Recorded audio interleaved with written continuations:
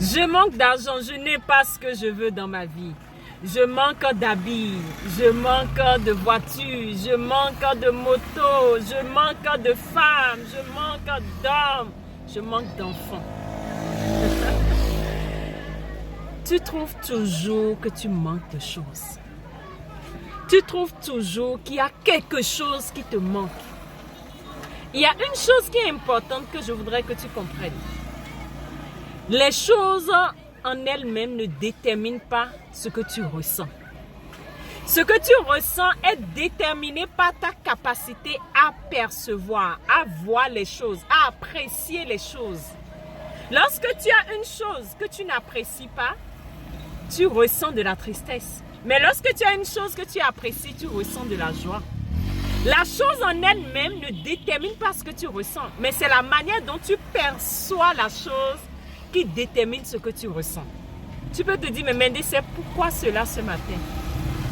J'ai été confrontée à une situation qui m'amène à te faire cette vidéo.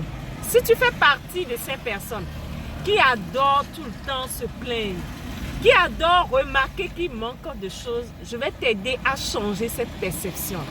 Je vais t'aider à commencer à voir les choses autrement. Je vais t'aider à travailler tes filtres de perception. Dans ton cerveau, il y a ce qu'on appelle des filtres de perception qui te permettent d'analyser les choses, qui te permettent de voir le côté soit positif ou le côté peut-être négatif des choses. Mais ça se travaille. Et pour cela, tu as besoin d'un certain nombre de choses à appréhender pour améliorer ta manière de percevoir les choses. C'est vrai, je suis dans ma voiture actuellement, oui. Mais je peux être dans ma voiture et ne pas être heureux. Et une autre personne peut être à pied et être heureux. Parce qu'en réalité, ce n'est pas la voiture qui va déterminer ce que je vais ressentir. Ce n'est pas que je marche qui va déterminer ce que je vais ressentir. Non. Mais c'est qui tu es et comment tu perçois, comment tu vis les choses ou ce que tu vis qui détermine la joie de vivre dans ton cœur.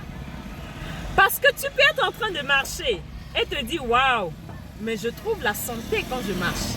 Et cela va te donner de la joie. Mais une autre personne qui marche va commencer à se dire oh, je n'ai pas de voiture comme cette personne. Et cela va lui donner de la tristesse. Mais les deux marchent. Ça veut dire que la manière dont chacun analyse sa situation détermine comment il se sent de l'intérieur.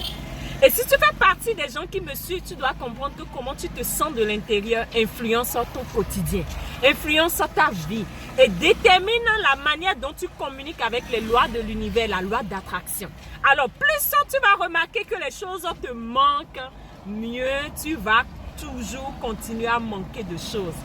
Et je vais partager avec toi un exercice que j'ai partagé avec une personne avec qui j'ai travaillé pour changer sa perception du manque, pour changer sa manière de voir tout le temps que les choses lui manquent.